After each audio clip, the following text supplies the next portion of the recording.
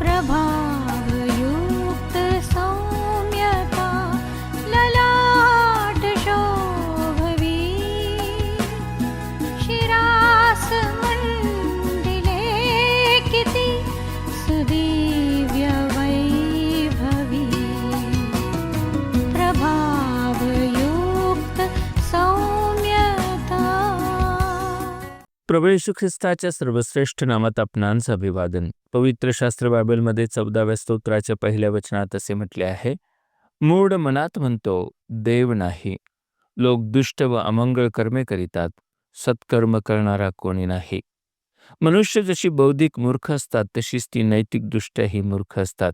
वचन सांगते, वास्तविक जी माणसे अनितीने सत्य दाबून ठेवतात त्यांच्या अभक्तीवर व अनितीवर देवाचा क्रोध स्वर्गातून प्रकट होतो.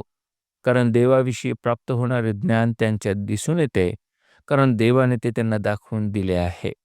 याचाच अर्थ देव आहे हे त्यांना ठाऊक असते, मात्र ते स्वीकारण्यास त्यांचे मन तयार होत नाही. खरे तर त्यांच्या स्वार्थासाठी व स्वतःचे महत्त्व कायम राखण्यासाठी ते देव नाही असे म्हणतात. ही नैतिक मूर्खता आहे.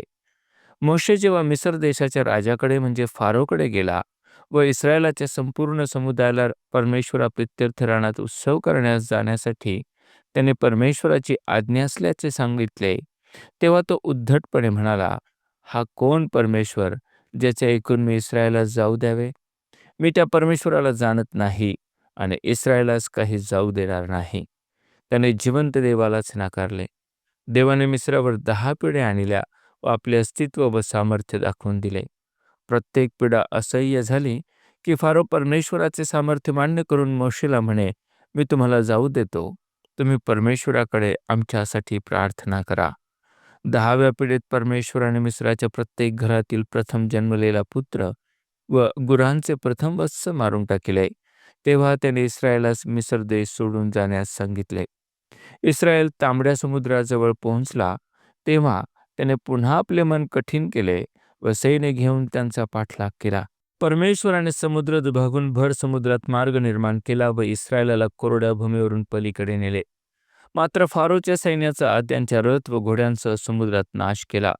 फारोप्रमाणे नैतिक मूर्खता करणाऱ्यांबद्दल वचन सांगते, आपण देवाला ओळखतो असे ते बोलून दाखवतात, परंतु कृतींनी त्याला नाकारतात. वास्तविक देव आहे व त्याच्या पुत्राने म्हणजेच प्रभू येशूने मानवी देहात या भूतलावर येऊन त्याला प्रकट केले. जो ख्रिस्ताला स्वीकारतो तो धन्य आहे व त्याला सार्वकालिक जीवन मिळेल. मूर्खांसाठी तर नरकाची शिक्षा ठरलेलीच आहे. आपली गणना कोणांत झालेली आपल्याला आवडेल, त्या मूर्ख लोकांत की धन्य लोकांत?